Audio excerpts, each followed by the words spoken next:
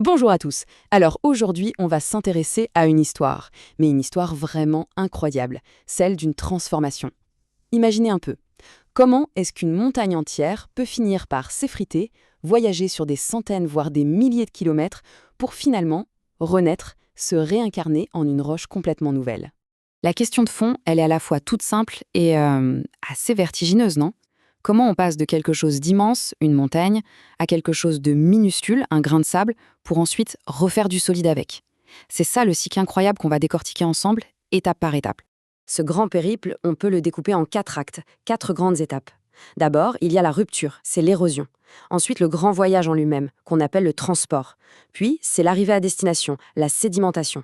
Et pour finir, la transformation finale, la diagénèse. On va donc suivre le destin d'une toute petite particule de roche, de sa naissance à sa nouvelle vie. Allez, c'est parti. Tout commence là, avec ce que l'on pourrait appeler la naissance de notre particule.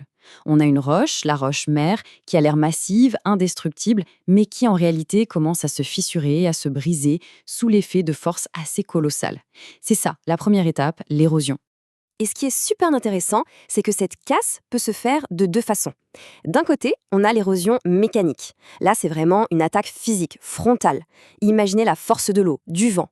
Ou encore un truc tout bête, l'eau qui s'infiltre dans une fissure, elle gèle, elle prend plus de place, et hop, elle fait éclater la roche. C'est ce qu'on appelle la gélifraction. Et de l'autre côté, on a une approche plus subtile, l'érosion chimique. Là, ce sont des réactions qui attaquent la roche, comme les plus acides qui viennent littéralement dissoudre la matière, petit à petit. Bon, notre particule est maintenant libérée. Elle est détachée de sa roche d'origine. Et là, une nouvelle aventure commence pour elle, le grand voyage, le transport.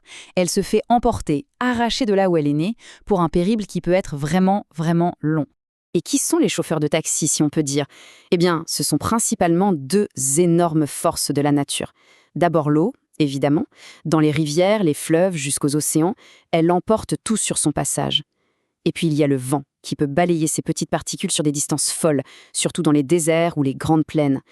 Et après ce voyage, qui a parfois duré des milliers ou même des millions d'années, il faut s'imaginer ça, notre particule arrive enfin au terminus. Son mouvement s'arrête. Elle se pose.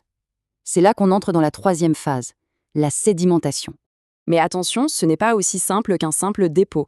En fait, il y a 3 grandes manières de se déposer, 3 types de sédimentation. Et chacun va donner naissance à des roches complètement différentes. Alors regardons ça d'un peu plus près. Premièrement, on a la sédimentation détritique. Honnêtement, c'est la plus facile à imaginer. On a des morceaux de roches solides, du sable, de l'argile. À un moment, l'eau ou le vent n'a plus assez de force pour les porter. Alors, ils tombent, ils se déposent.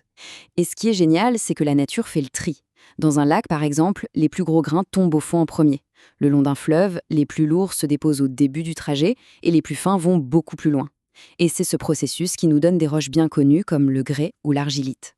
Deuxième cas de figure, la sédimentation chimique. Là, c'est très différent. Au départ, on n'a pas de morceaux solides, on a plutôt une sorte de soupe chimique, une eau qui est chargée en minéraux dissous. L'exemple parfait, c'est une lagune salée. Le soleil tape, l'eau s'évapore, et qu'est-ce qui reste? Les minéraux, comme le sel, qui cristallisent et forment des roches, les évaporites. Un autre exemple magnifique, c'est dans les grottes. L'eau qui goutte du plafond est pleine de calcaire. Goutte après goutte, sur des milliers d'années, elle dépose ce calcaire et ça finit par construire ces incroyables stalactites et stalagmites. Et enfin, la troisième voie, la sédimentation biochimique. Et celle-là, elle est assez poétique, je trouve. Parce qu'ici, la roche est fabriquée par le vivant. Il faut imaginer, au fond des océans, des milliards et des milliards de tout petits organismes. Le plancton, par exemple.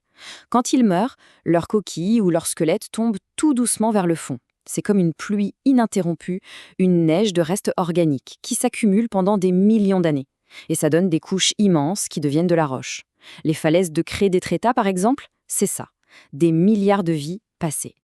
On arrive à la dernière étape, le grand final. À ce stade, on a donc des couches et des couches de sédiments qui se sont accumulés.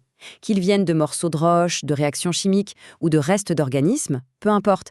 Mais pour l'instant, ce n'est encore qu'un tas de sable, de boue ou de coquilles, ces meubles. La grande question, c'est comment on transforme ce tas en une pierre, une vraie roche bien solide? Eh bien, c'est là qu'intervient la diagénèse. Et pour ça, il y a 2 processus clés qui vont travailler ensemble. Le premier, c'est la compaction. Pensez à des kilomètres de sédiments empilés les uns sur les autres. Le poids est juste monstrueux. Ça vient écraser les couches du dessous, ça presse, ça chasse toute l'eau qui était piégée entre les grains et ça les serre les uns contre les autres. Ensuite vient la cimentation.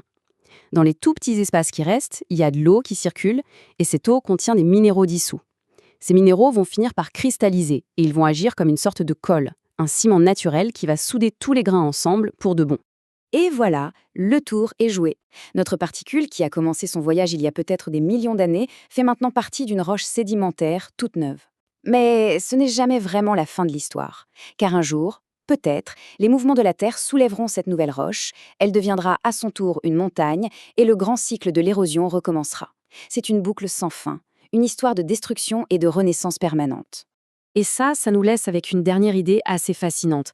Si chaque petite couche de sédiments est un enregistrement d'une époque, alors ça veut dire que chaque roche sédimentaire est comme une page arrachée d'un livre d'histoire géant. Un livre qui raconte l'histoire de notre planète sur des milliards d'années. Le tout, c'est d'apprendre à le déchiffrer.